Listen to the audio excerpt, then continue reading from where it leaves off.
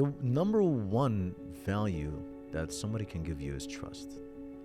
Trust is something that is very valuable. And if it gets broken, then I'm not really sure about that, right? I've done a lot of business with people that I've trusted, and the second I didn't trust those people anymore, I've never spoken to them again. That is how valuable trust is.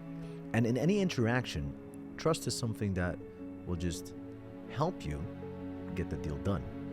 Usually when a deal won't get done, there are a lot of different segments and fundamentals that you can get to.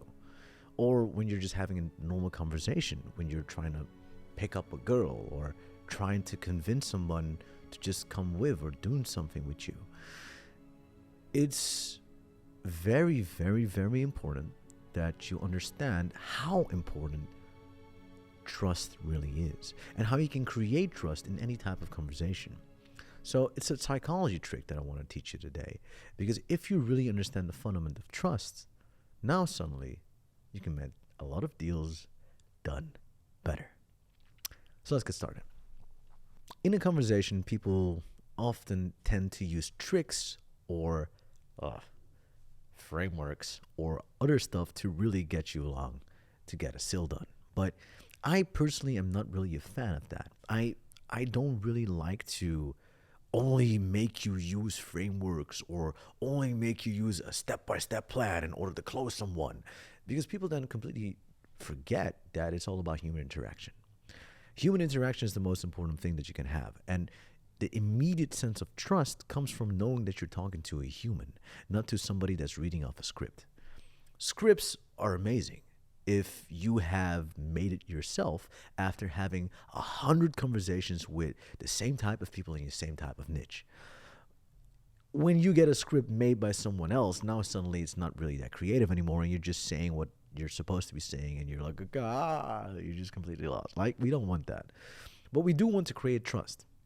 I remember doing a deal, or not even a deal. I remember literally, we were on a boat party. Somebody did a backflip off the boat. The captain got so utterly mad that he wanted to turn the boat around and put it back. Now, what has happened? Suddenly, the trust that was there is broken, and he is angry. Now, what we have to do is try to go back and get the trust back in order to be able to have a party on the boat. So, what is everyone doing? Natural instinct. No, you're being a dickhead. This is not supposed to happen like this. Why are you turning around the boat? This doesn't make any sense. And what people do is they're trying to fight fire with fire, but that's just not how it works. You're not going to get the trust of a captain back for yelling at him, for making him do his job. Because here's the thing that he said. He's like, what do you mean? You almost killed yourself because the propeller of the boat could literally slice you in fucking half. No, you're just being a dick. What are you doing? What are you saying? Well, must admit everybody was drunk. Luckily, I didn't drink, so I was sober. And I was a little bit seasick, so that didn't really count. But walk to the captain. And I tell him, guys, first of all, literally, I'm so sorry. As you know, it's a boat party. Everybody has been drinking. So the first thing that I try to do is I try for him to really understand our situation, because he's angry, he's emotional, and in emotion, you can really think. So now he has somewhat of a better understanding of what is happening. And it's quite logical, but once again, you can't really think logically when you're emotional.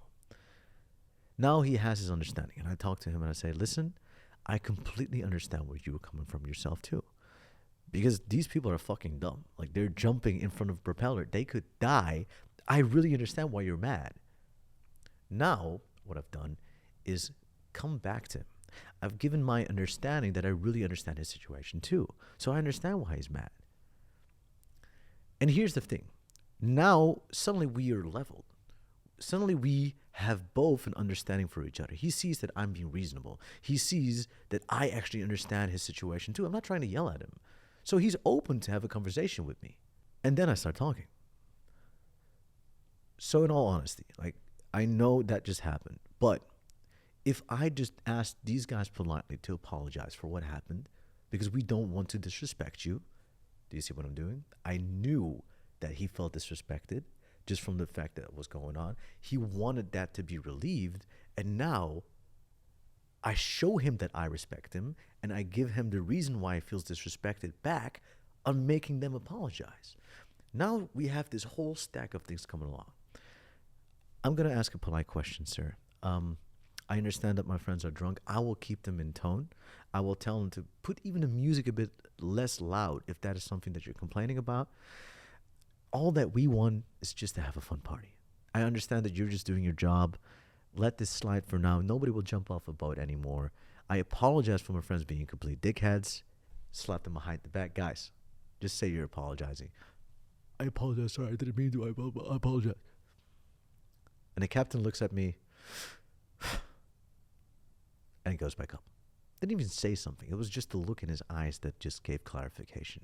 So in this conversation itself, I built trust because I understood the person. I tried to be as polite and good as possible. And here's the thing that you really need to understand as a salesperson. You really need to be able to look into somebody's eyes and just based off the whole demeanor, know what the thing is that he or she needs. When you're in a business deal, you really need to build rapport. People always forget that the one thing that you need is trust.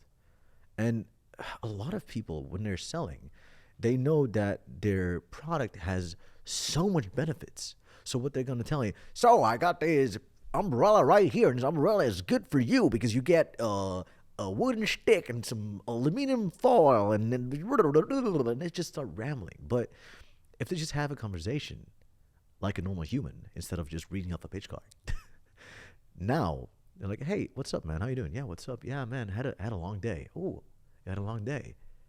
And now I just suddenly have a conversation with you. What's up? Like, how come you have a long day? Man, been raining outside. Umbrella broke. It was a horrible day.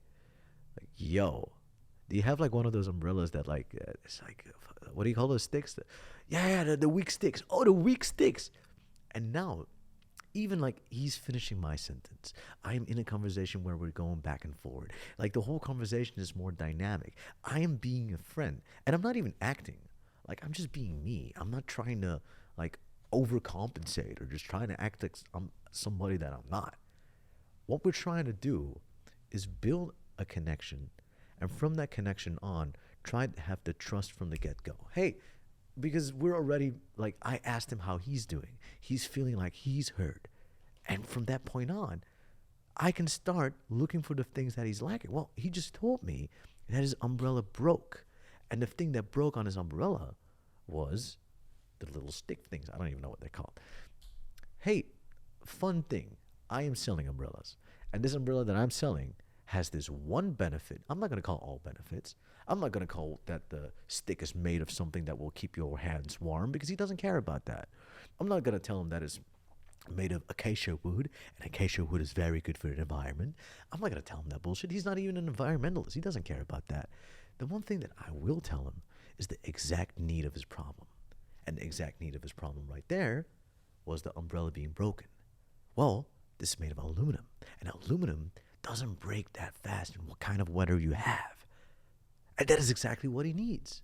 So now he has my trust because I'm already giving him the solution to this one problem that he has. We have the likability, and I show him that I understand where he's coming from. Because I have this understanding, he knows that he can trust me.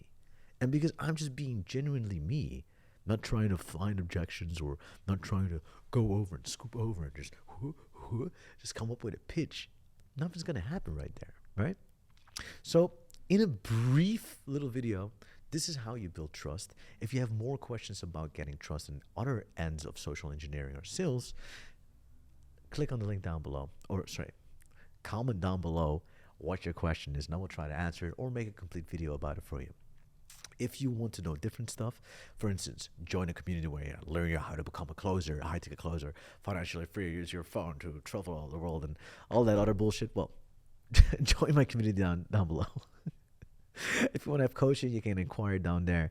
And yeah, I mean, I have a lot of more free videos for you to watch. So if this is the first time you're seeing me, watch more videos. If this is like the fourth time of coming to algorithm and you're seeing me, then subscribe.